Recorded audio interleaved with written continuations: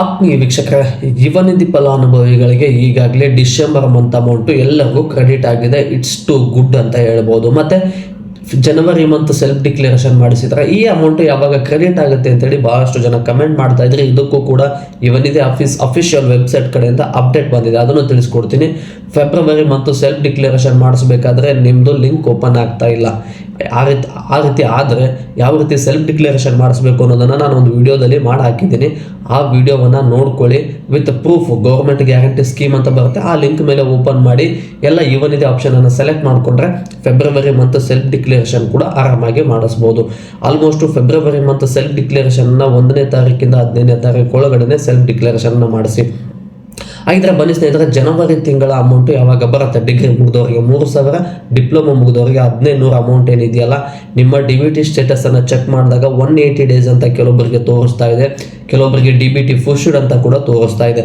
ಯಾರೆಲ್ಲ ಜನವರಿ ತಿಂಗಳ self declaration 1ನೇ ತಾರೀಕಿಂದ 15ನೇ ತಾರೀಕು ಒಳಗಡೆ ಮಾಡಿಸಿದ್ರಲ್ವ, ಇವರಿಗೆ DBT ಪುಷ್ಡ್ ಅಂತ ತೋರಿಸ್ತಾ ಇದೆ. ನಂದು ಕೂಡ 1ನೇ ತಾರೀಕಿಂದ 15ನೇ ತಾರೀಕು ಒಳಗಡೆ ಸೆಲ್ಫ್ ಡಿಕ್ಲರೇಷನ್ ಮಾಡಿದೆ, DBT ಪುಷ್ಡ್ ಅಂತ ತೋರಿಸ್ತಾ ಇದೆ. DBT ಪುಷ್ಡ್ ಅಂತ ಏನಾದರೂ ತೋರಿಸ್ತಾ ಇತ್ತು ಅಂದರೆ ವಿತಿನ್ 7 ವರ್ಕಿಂಗ್ ಡೇಸ್ ಒಳಗಡೆ ಜನವರಿ ಮಂತಿನ ಅಮೌಂಟು ಕ್ರೆಡಿಟ್ ಆಗುತ್ತೆ. 1ನೇ ತಾರೀಕಿಂದ 15ನೇ ತಾರೀಕು ಒಳಗಡೆ ಕಂಪಲ್ಸರಿ ಸೆಲ್ಫ್ ಡಿಕ್ಲರೇಷನ್ ಮಾಡಿಸಿರಬೇಕು. ಬಟ್ 15ನೇ ತಾರೀಕು ಮೇಲ್ಪಟ್ಟು ಸೆಲ್ಫ್ ಡಿಕ್ಲರೇಷನ್ ಮಾಡಿಸಿದವರಿಗೆ ಡಾಟಾ ನಾಟ್ ಫೌಂಡ್ ಅಂತ ತೋರಿಸ್ತಾ ಇದೆ. ಇನ್ನು ಕೆಲವೊಬ್ಬರಿಗೆ 180 ಡೇಸ್ ಕಂಪ್ಲೀಟ್ ಅಂತ ಕೂಡ ತೋರಿಸ್ತಾ ಇದೆ. ಇವರು ಏನು ಮಾಡಬೇಕು ಅಂತ ಕೇಳಿದ್ರೆ, ಇವರು ಏನು ಚೇಂಜಸ್ ಮಾಡೋ ಅವಶ್ಯಕತೆ ಇಲ್ಲ. ಬಟ್ ಸೆಲ್ಫ್ ಡಿಕ್ಲರೇಷನ್ನ ಫೆಬ್ರವರಿ ತಿಂಗಳಲ್ಲಾದರೂ ಆದಷ್ಟು ಬೇಗ ಸೆಲ್ಫ್ ಡಿಕ್ಲರೇಷನ್ ಮಾಡಿಸಿ. ಯಾಕಂದರೆ ನೀವು ಫಂಡ್ ರಿಲೀಸ್ ಆಗುವಂಥದ್ದು ಮೊದಲು ಯುವನಿಧಿ ಫಲಾನುಭವಿಗಳಿಗೆ ಒಂದೇ ಬಾರಿಗೆ 1ನೇ ತಾರೀಕಿಂದ 25ನೇ ತಾರೀಕು ಒಳಗಡೆ ನೀವು ಯಾವಾಗ ಬೇಕಾದರೂ ಸೆಲ್ಫ್ ಡಿಕ್ಲರೇಷನ್ ಮಾಡಿಸಿರಿ, ಫಂಡ್ ಎಲ್ಲರಿಗೂ ಒಂದೇ ಬಾರಿ ರಿಲೀಸ್ ಆಗ್ತಾ ಇತ್ತು. ಬಟ್ ಈಗ ಯಾವ ರೀತಿ ಆಗ್ತಾ ಇದೆ ಅಂದರೆ 2 ಹಂತದಲ್ಲಿ ಫಂಡ್ ರಿಲೀಸ್ ಆಗ್ತಾ ಇದೆ ಯುವನಿಧಿ ಫಲಾನುಭವಿಗಳಿಗೆ.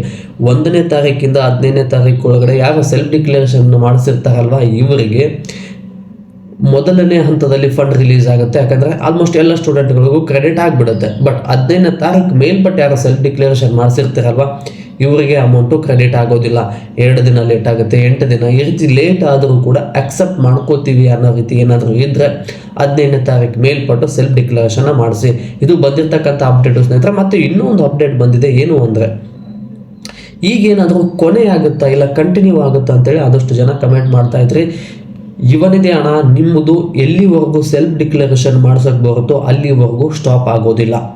ಫೆಬ್ರವರಿ ತಿಂಗಳಲ್ಲೂ ಕೂಡ ಸೆಲ್ಫ್ ಡಿಕ್ಲರೇಷನ್ ಮಾಡ್ಸೋಕ್ಕೆ ಬರ್ತಾ ಇದೆ ಅಂದರೆ ಫೆಬ್ರವರಿ ತಿಂಗಳ ಹಣ ಕೂಡ ನಿಮಗೆ ಬರುತ್ತೆ. ಡೋಂಟ್ ವರಿ, ಚಿಂತೆ ಮಾಡೋ ಅವಶ್ಯಕತೆನೇ ಇಲ್ಲ ಸ್ನೇಹಿತರೆ.